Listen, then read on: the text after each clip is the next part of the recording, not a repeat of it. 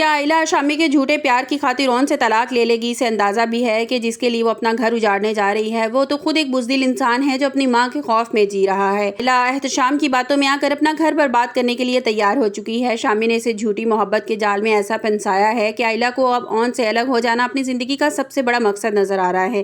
وہ خود کو بار بار سمجھاتی ہے کہ اگر آج میں نے یہ قدم نہ اٹھایا تو کبھی ہمت نہیں کر پاؤں گی، مگر اسے اندازہ نہیں کہ حقیقت اس کے بالکل برعکس ہے۔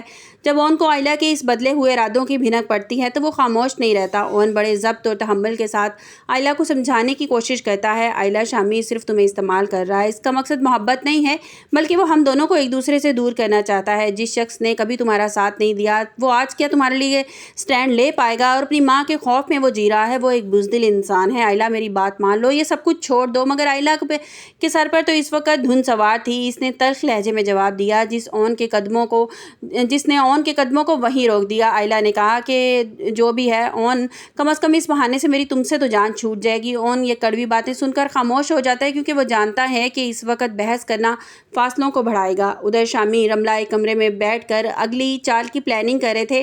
رملہ نے بڑے مکارانہ انداز میں شامی سے پوچھ رہی تھی، تمہیں کیا لگتا ہے کہ آئلہ واقعی ہی اون کو چھوڑ دے گی؟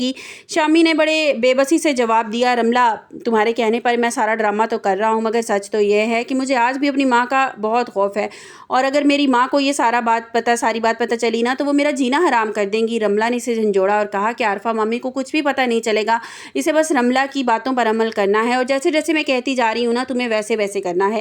شامی نے پھر بھی ڈرتے ہوئے پوچھا کہ اون اگر آئلہ کو چھوڑ بھی دے تو میری ماں کبھی آئلہ کو قبول نہیں کریں گی اور میں ان کے خلاف کبھی نہیں جا سکتا۔ اتفاق سے آئلہ بھی وہاں پہنچ چکی تھی اور دروازے کی آڑ میں کھڑی یہ سب کچھ ان کی باتیں سن رہی تھی۔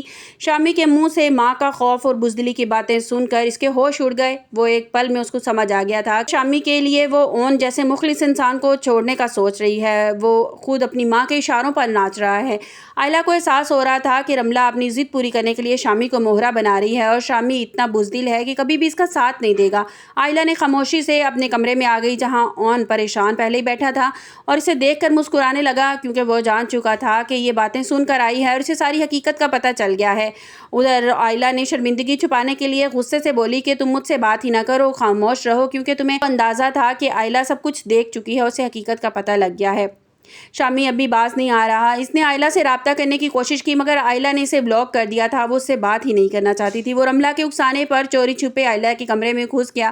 شامی نے آئلہ کا ہاتھ پکڑا اور اسے اکسانے کی کوشش کی۔ آئلہ زیادہ مت سوچو، تمہیں فیصلہ کرنا ہوگا، تم جانتی ہو کہ رات پھپھو تمہارا ولیمہ کروانے والی ہیں اور اس سے پہلے تمہیں یہ سارا بھید کھولنا ہوگا سب کے سامنے کہ تم اون کے ساتھ نہیں رہنا چاہتی ہو، تو تمہیں یہ فیصلہ کرنا ہوگا۔ اگر آج تم نے یہ فیصلہ نہ کیا نا تو تم کبھی اپنے لیے اور میرے لیے سٹینڈ نہیں لے پاؤ گی۔ آئلہ نے حقارت سے اسے دیکھ رہی تھی اور عین لمحے اون بھی وہاں پہنچ گیا، مگر وہ خاموشی سے دیکھ رہا تھا کیونکہ وہ جاننا چاہتا تھا کہ سب کے سامنے ساری حقیقت آ جائے۔ عین اسی لمحے ثاقب صاحب بھی کمرے میں داخل ہو گئے اور اپنے بھتیجے شامی کو اپنی بیٹی کے کمرے میں دیکھ کر ان کا خون کھولنے لگا۔ ثاقب صاحب نے ایک پل بھی ضائع کیے بغیر شامی کو گریبان سے پکڑا اور اس کے منہ پر زوردار تھپڑ رسید کر دیا۔ ثاقب صاحب نے گرج کر کہا کہ تمہاری ہمت کیسے ہوئی میری بیٹی کے کمرے میں آنے کی؟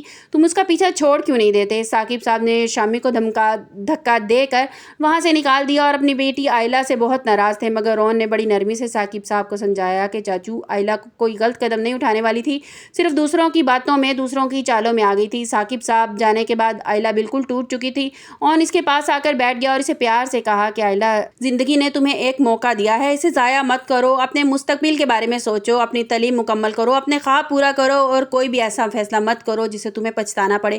اون کی باتوں میں آئلہ کی گہرا اثر دل پر کیا۔ اس نے فیصلہ کر لیا کہ وہ کسی کے بہکاوے میں نہیں آئے گی، اپنے کریئر پر توجہ دے گی، اپنی زندگی پر توجہ دے گی اور صرف اون کے بارے میں سوچے گی۔ اور کیا آئلہ اون کی یہ بے لوث محبت کو پہچان پائے گی؟ اور کیا شامی اور رملہ اپنی ذلت کا بدلہ لینے کے لیے کوئی نیا وار کریں گے؟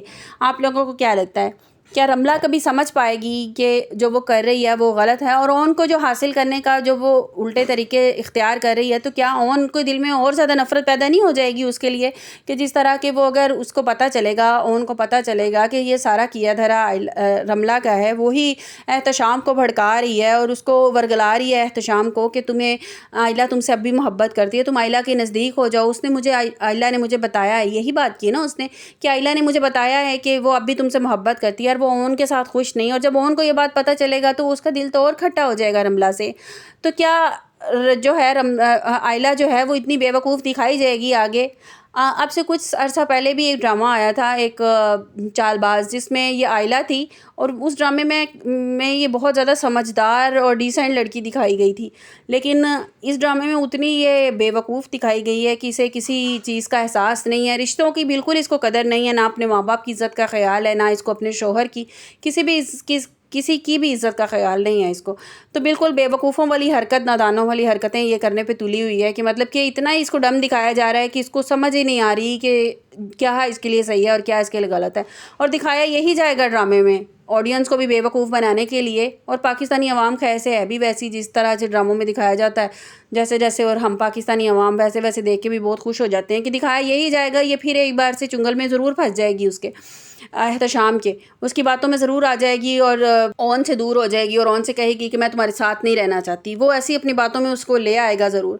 آپ لوگوں کو کیا لگتا ہے کہ ڈرامے کو آگے سے کیسا ہونا چاہیے تھا؟